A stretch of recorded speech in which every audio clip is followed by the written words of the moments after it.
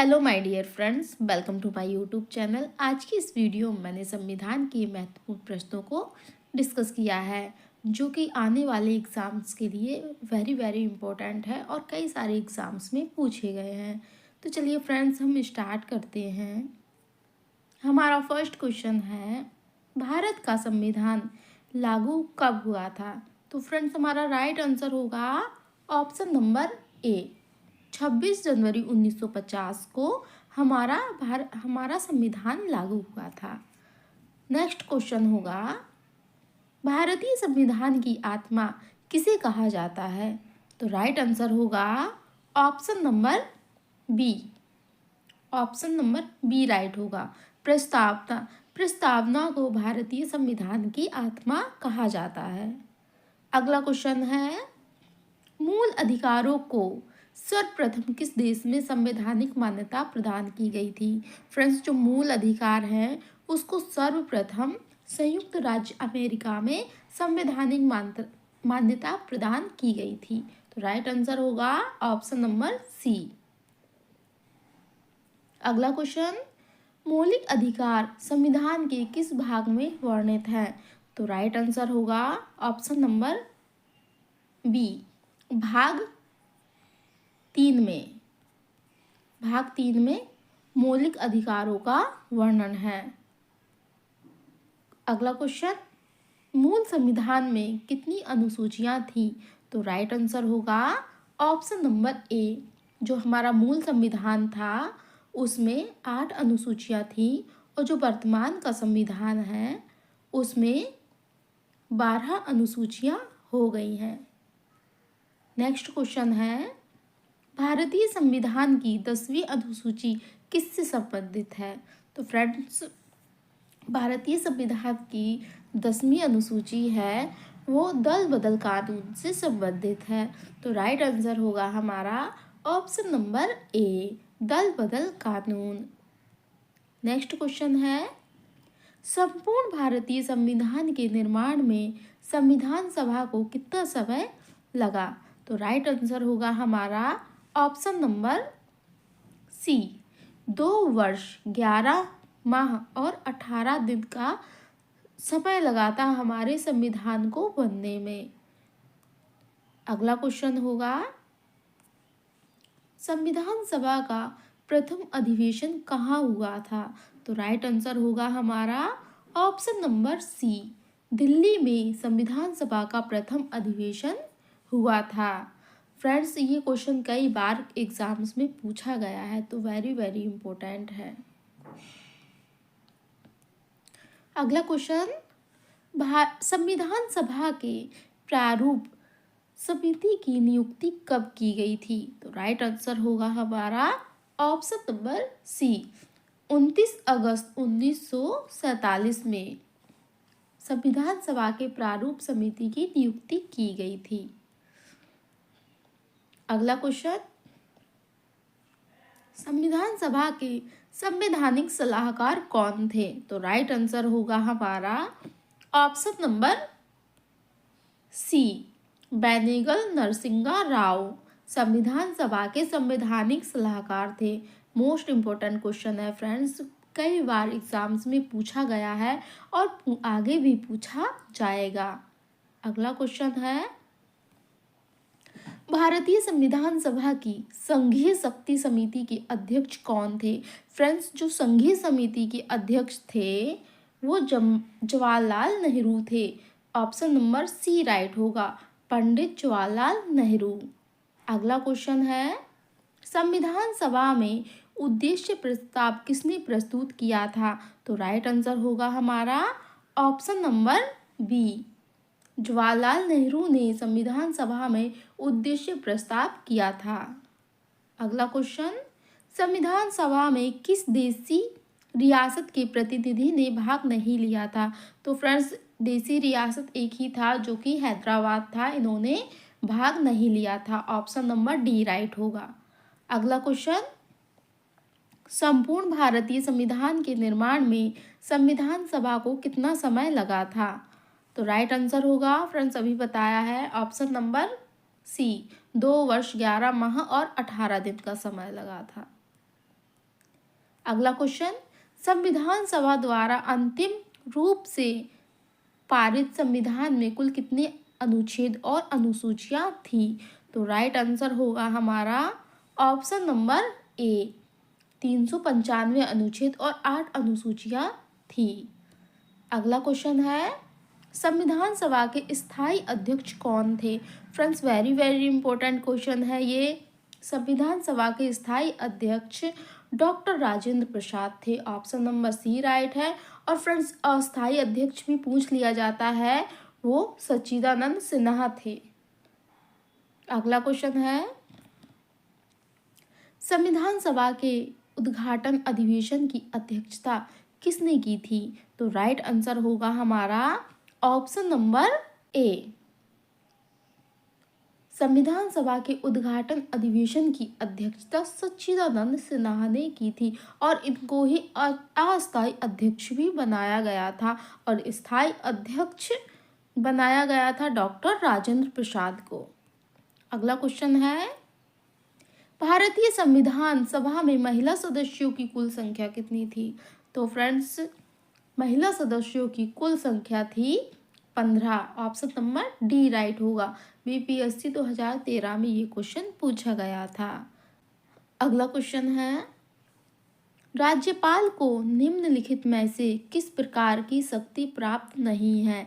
तो right answer होगा option number D, सैन्य एवं राजनयिक शक्ति प्राप्त नहीं है राज्यपाल को, और ये चारों शक्तियां राष्ट्रपति को प्राप्त है। अगला क्वेश्चन, राज्यपाल राज्य में किसका प्रतिनिधि होता है? तो राइट आंसर होगा ऑप्शन नंबर ए, राष्ट्रपति का प्रतिनिधि होता है। अगला क्वेश्चन, निम्नलिखित में से कहाँ विधानसभा अस्तित्व में नहीं था? तो राइट आंसर होगा ऑप्शन नंबर सी, लक्षद्वीप में विधानसभा अस्तित्व में नहीं है। तो गोवा में है, दिल्ली में है, पौंडीचेरी में है, लेकिन लक्षद्वीप में नहीं है। अगला क्वेश्चन है,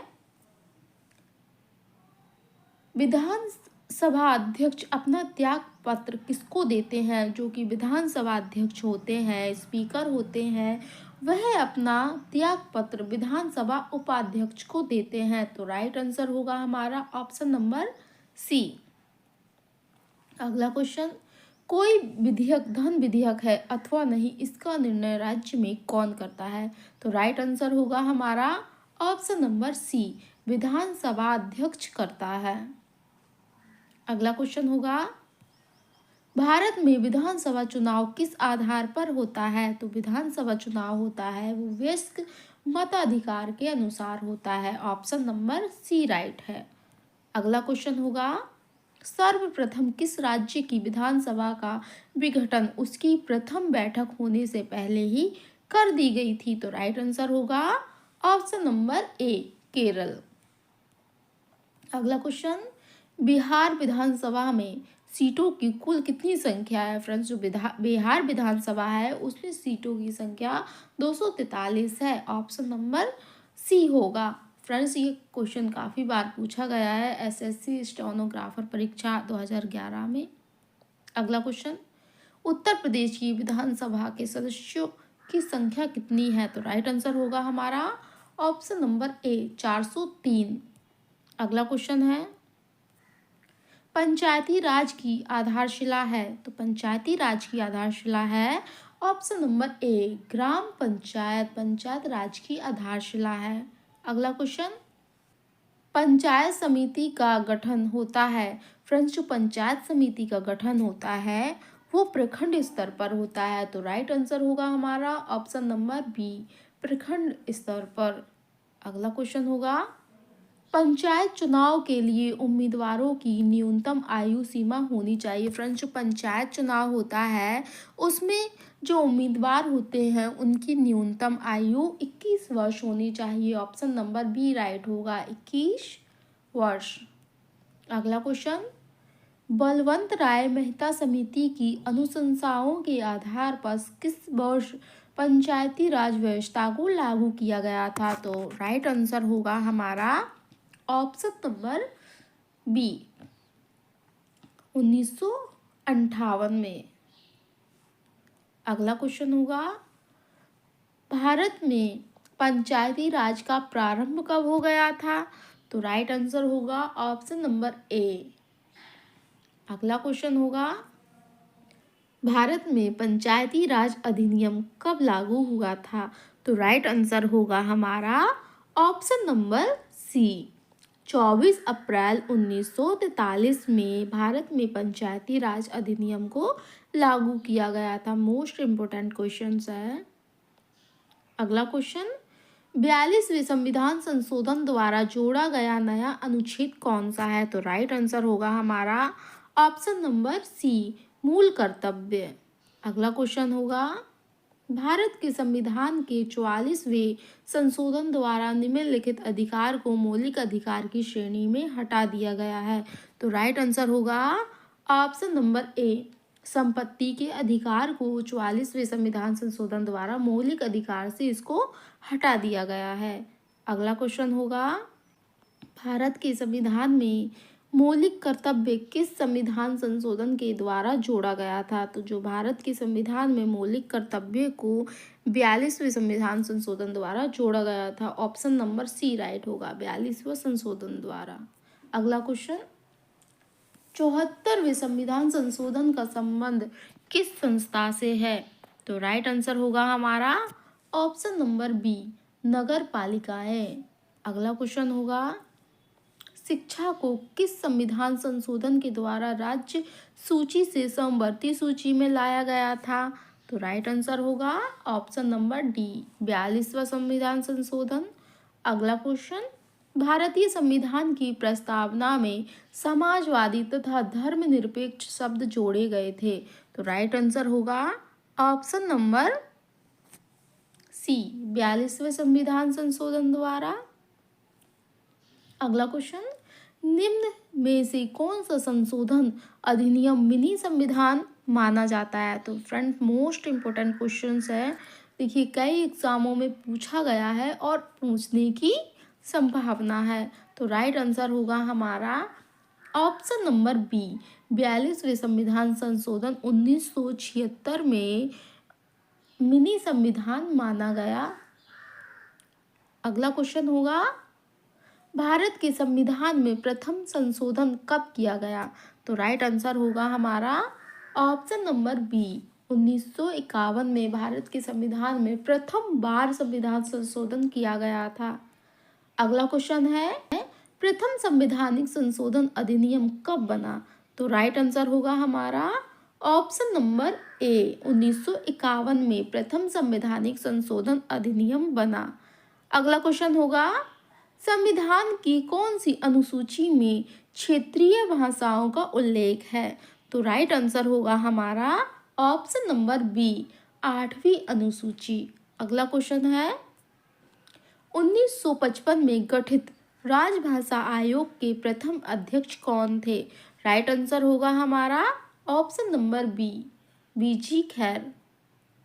नेक्स्ट क्वेश्चन है, निम्नलिखित में से कौन सी भाषा संविधान की 8वीं अनुसूची में नहीं है? तो राइट आंसर होगा हमारा option number A, Bhojpuri. Bhojpuri भाषा 8वीं अनुसूची में सम्मिलित नहीं है।